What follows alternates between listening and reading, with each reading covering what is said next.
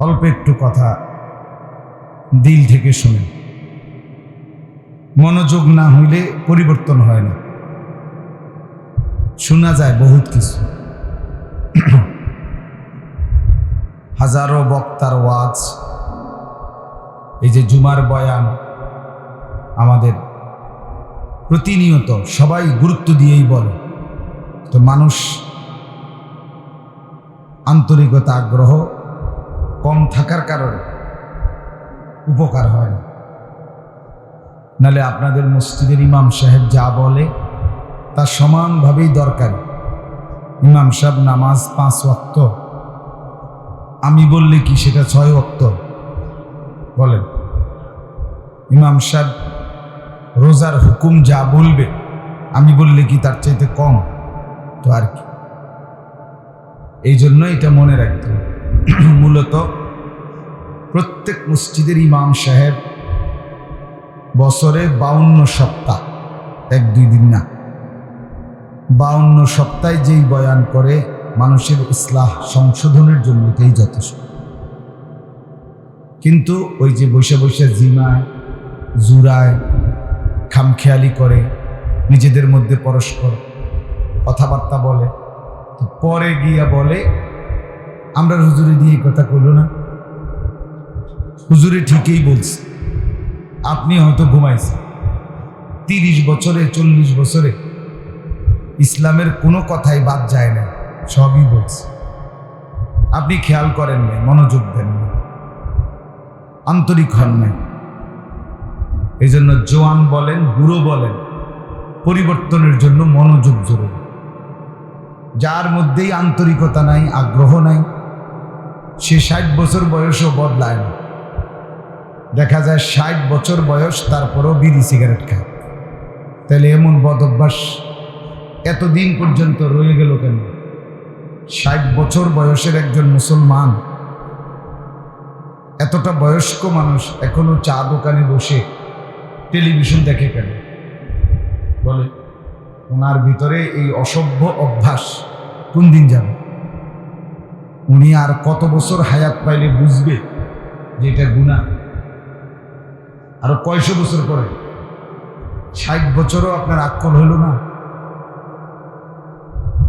60 বছরও আপনার বিবেক হইল না, তা আর কত? আর আসেনি মেয়াদ।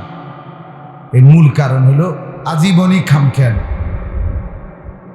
মানলে মানলাম, শুনলে শুনলাম, কয় তো হুজুররা ভালো ভালো কথাই তো কয়, আমরা তো আর পারি না, মানে একটা ফাতরামি করলেন, বুঝছেন? এইটা একটা কথা বলে উড়াই দিল, হুজুররা তো কয় সব মাইন্যা কি আর কুলাইতার মনে?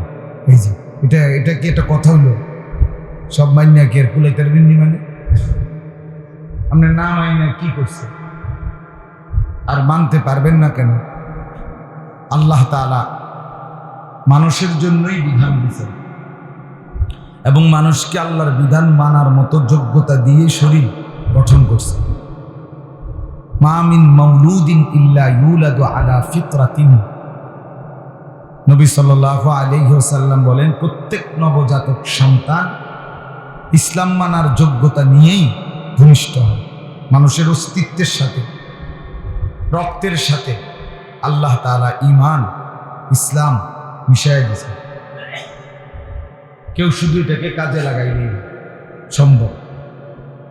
5 ওয়াক্ত নামাজ পড়া, এটা কি কারণে কঠিন? এমন যদি হতো যে নামাজ তো আমি পড়তে রাজি, কিন্তু যেহেতু ফজরের নামাজ পড়া মানে হলো 30 বস্তা সিমেন্ট ট্রাকের থেকে নামানো, এরপরে নিয়ে গোডাউনে ছোয়া রাখা, এটারই তো কয় নামাজ নাকি? তো তাহলে এর সমস্যাটা কি? মানে ঝামেলা কি কারণ? এটা কি আপনার ফোজা টানতে গেছিল, সিমেন্টের বস্তা টানতে গেছে? তাহলে আপনার অসুবিধা কি? বলে কি সমস্যার কারণে নামাজ পড়তে পারেন? বলেন, শরীয়তের কোন বিধানটা একজন মুসলমানের জন্য কঠিন? কি সেটা?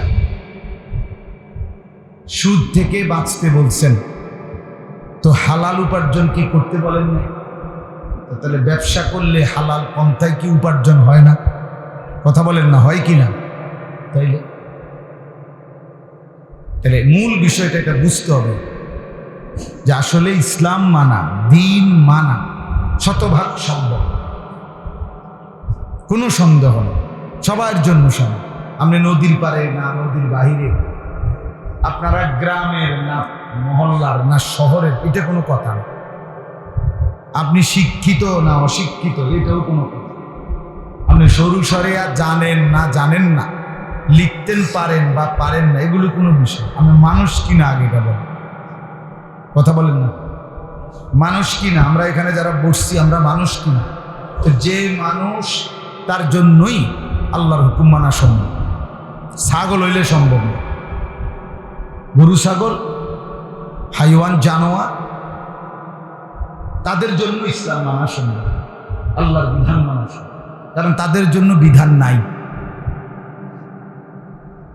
তাদের জন্য শরীয়তের হুকুম নেই। অতএব এটা প্রথম মনে রাখতে হবে। আমি কোনোভাবেই লম্বা করতে পারবো না। আমি মাগরিবের নামাজ পড়ছি নবীনগরে, কিন্তু এই মাগরিবের পর থেকেই এতক্ষণ সময় লাগছে এইটুকু আসতে আমার। আমি বুঝলাম না, এটা রাস্তা তো খারাপ, ঠিক আছে, কিন্তু খারাপও বলছে, বাঙ্গা বুঙ্গা আছে এটা। আমি এরপর এটা যে বাঙ্গারও তো একটা সাইজ আছে, এটা কি অজাত মার্কা বাঙ্গা আমি এটা বুঝলাম না। বাঙ্গারও তো একটা সীমা আছে। আশ্চর্য, মানে এতটা খারাপ রাস্তা আমি একেবারে স্বপ্নও ভাবিনি, কল্পনায়ও ভাবিনি। আমার পূর্বপুরুষ কেউ স্বপ্নে দেখছি কিনা এটাও কথা। আস্তাগফিরুল্লাহ, আস্তাগফিরুল্লাহ। কথা হইল না, একটা কথা তো ঠিক আছে, রাস্তা বাংলা সাংলা তো আমরাও চলি। এই প্রায় 1.5 ঘন্টার উপরে সময় লাগছে এইটুকু আসতে। আমি মাগরিব জামাতে পড়ছি নবীনগর, পরে পড়ছি এমন না, একেবারে স্বাভাবিক জামাতেই পড়ছি। তাহলে নবীনগর থেকে এখানে আসতে এতক্ষণ সময় লাগবে। আর কোথাও কোনো চাও খাই নেই, বনও খাই নেই, কোথাও একেবারে কোথাও। তো এটা কি হলো বল? আমার এশার নামাজের পরে বিজ্ঞল হাফিজ মুসা সাহেব হুজুরদের ওনার মাদ্রাসায় পড়ে। আমি এখন আমি কি করবো, আমি কিছুই বুঝতেছি। এই জন্য বাপ, আল্লাহ যদি তৌফিক দেয় আরেকদিন কখনো ইনশাআল্লাহ লম্বা সময় বয়ান করার চেষ্টা করবো। আজকে অল্প একটু কথাই বলতে চাই। রাস্তার আইডিয়াটা থাকলে আমি হয়তো আরেকটু আগে রওনা দিতাম। মানে এটা যে এতটা নবীনগরের সাথে তো ঠিক আছে, ভাবছি নবীনগর এসে যেহেতু মাগরিব পড়ছি হয়তো আরো 15-20 মিনিট লাগবে। এটা তো হইতেই পারে, একজন একটু কথা বলতে বলতেই আইয়া লাগবে। এটা যে এতটা ব্যাখাপ্পা এটা বুঝি নেই, আমার কোনো আইডিয়াও নেই। যাই হোক, যা ছিল মালিকের ফয়সালা তাই হয়েছে। তো আপনাদের কাছে বললাম বাপ, প্রথম কথা হলো পরিবর্তন দরকার। যুবক ভাইদের, ছেলেরা, তোমাদেরও জিন্দেগি বদলানো দরকার। তুমি দেখো গুনাহ করে শেষ পর্যন্ত তৃপ্তি আছে কিনা। সারা রাত যে ছেলেটা উলঙ্গ ছবি দেখে শেষ পর্যন্ত তার তৃপ্তি কোথায়? তার তো আরো দেখতে মন চায়। হারাম উপার্জন যে করে তার তৃপ্তি কোথায়, স্বস্তি কোথায়, সুখ কোথায়? বেপর্দা নারী সে সুখ পাইল কই? সে তো এক পুরুষে তৃপ্ত নয়, অতৃপ্ত, অশান্তি দেখেই তো সে এত মানুষকে দেখাইতে চায়। যদি স্বস্তি থাকতো হৃদয়ে, তাহলে তো সে তার একজন স্বামী নিয়েই সন্তুষ্ট থাকত। তো একজন মুসলমানের বাচ্চা, সেও তো আল্লাহকে নিয়েই খুশি থাকে। এই জন্য মনে রাখতে হবে, হারাম, গুনাহ, আল্লাহর নাফরমানি কখনোই, কসম, মানুষকে স্বস্তি দেয় না, তৃপ্ত করে না, তৃপ্ত করে না, হতেই পারে। অতএব এই দুই কথা আপনারা মিলাবেন। এক, আপনারা যেই গ্রামেরই হন, আপনাদের রাস্তা ভাঙ্গা হোক আর আপনারা যতটাই দুর্বল এলাকা হোক, ইসলাম মানা, আল্লাহকে মানা, আল্লাহর হুকুমকে মানা সম্ভব। লা ইউকাল্লিফুল্লাহু নাফসান ইল্লা উসআহা। আল্লাহ তাআলা বলছেন আমি কারো উপরে একটি প্রাণ, একটি আত্মার উপরেও আমি তার সাধ্যের অতিরিক্ত কিছুই চাপিয়ে দেই না। একটা পিঁপড়াকেও আল্লাহ তাআলা তার ভারী কিছু চাপায় না। চাচা এদিকে মনোযোগ দেন, এদিকেই ফিরেন। তো এই জন্য বললাম এটা দয়া করে বুঝতে শিখেন। আপনাদের যারা অভিভাবক আছেন আপনারা একরকম হাল ছেড়ে দিছেন, ছেলেটাকে ছেলেটার হাতে তুলে দিছেন, মেয়েটাকে মেয়ের হাতে তুলে দিছেন। ছেলেটা তার নিজের পছন্দ মতো, তার কাছে যা মন চায় তার নিজের পছন্দ মতো চুল রাখে, নিজের পছন্দ মতো গেঞ্জি গায়ে দেয়, নিজের পছন্দ মতো জামা প্যান্ট, নিজের মন যেখানে চায় সেখানে দাঁড়ায়া বসে পেশাব করে, পানি নেয় না, টয়লেট পেপার ব্যবহার করে না, ওযু নাই, গোসল নাই, পাক নাই, পবিত্রতা নাই। বাপ মা জীবিত, অথচ ওই ঘরেই ঘুমাইয়া ছেলে সারা রাত মোবাইলের উলঙ্গ ছবি দেখে, নর্তকীর নাচ দেখে, জিনা ব্যভিচার দেখে। আর বাবা মা তারাও তাদের মতো জিন্দেগি শেষ করছে। তো এই সবটার ফলাফল কি? মানে একসাথ কইরা ফলাফলটা কি? কবরে বাবার পরিণতি বা কি হবে, সন্তানের পরিণতি কি হবে, স্বামীর অবস্থা কি হবে, স্ত্রীর অবস্থা কি হবে? হ্যাঁ, আলাদা হওয়ার তো সুযোগ নাই বাপ। আপনি যদি বলেন যে তার কপাল তে খাইব, না না, প্রত্যেক অধীনস্থ তার ছাড় নাই। মানে আমি আনিসুর রহমান, আমার স্ত্রী আছে, আমার 4টা ছেলে মেয়ে আছে, এই 5 জন। তাহলে এদের বাজার সংসার আমি করি, তাহলে আমার অধীনে এরা। এই কমপক্ষে কসম হাসরের ময়দানে এদের ঈমান আমলের ব্যাপারে আমার থেকে জিজ্ঞেস করা হবে, আমার ছাড় নাই। বাকিদের বিষয়টা আলাদা, যে যতজনকে চালায় অধীনস্থ তাদের ব্যাপারে তার জবাবদিহি করতে হবে। তাহলে আপনার ছেলেটা আপনার ঘরে নামাজ পড়ে না, আপনার মহিলাটা, আপনার স্ত্রী, আপনার মেয়ে আপনার ঘরে পর্দা করে না।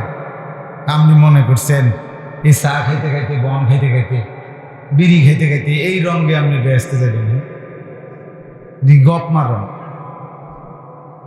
বেহেস্ত কি এই চা দোয়ানের গপ? কথা বলেন না কেন? হাসরের মাঠ কি এই চা দোয়ানের গপ মারো না? এটাকে কি ভাবছেন হাসরের ময়দান? এটাকে মামুর বাড়ি মনে করছেন? তাইলে তাইলে বলেন, আজকে 30 বছর আপনার স্ত্রী বেপর্দা, আপনি মাতেনও না, লড়েনও না, ঘটনাটা কি চাচা ভাইয়া? আজকে 20 বছর ধরে আপনার ঘরে রঙিন টেলিভিশন চলে, প্রত্যেক দিন আপনার ঘরে আপনার বউ বাচ্চা নর্তকীর নাচ, নাটক, সিনেমা দেখে। আপনার ঘরে আপনারই টেলিভিশন, বিদ্যুৎ বিল আপনার টাকা দিয়েই দেয়।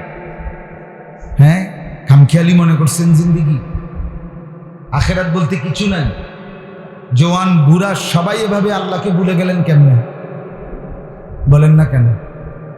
একটা সমাজের কিছু মানুষের আল্লাহকে ভুলার কথা, সবাই এভাবে ভুলে গেলেন কেন? কথা বলেন। বলেন না আমরা তো নামাজ পড়ি। তো নামাজ পড়েন ঠিক আছে, আমরা একটু দাঁড় করাই জিগাই সূরা কেরাত ঠিক আছে? কথা বলেন না। যার সূরা কেরাত, দোয়া কালাম অশুদ্ধ, আত্তাহিয়াতু শুদ্ধ করতে পারে না, দোয়ায়ে কুনুত শুদ্ধ করতে পারে না, আলহামদুলিল্লাহ সূরাটা শুদ্ধ হয় না, আলাম তারা, তাব্বাত ইয়াদা সূরাগুলো শুদ্ধ হয় না, তো তার নিশ্চিত নামাজ হয় না, একেবারে দৈন্তান নয় কেন? আপনার নামাজ 1 কোটি বছর পড়লেও হবে না, হবে না, হবে না মিয়া, কিচ্ছু গোড়ার ডিমও হয় না।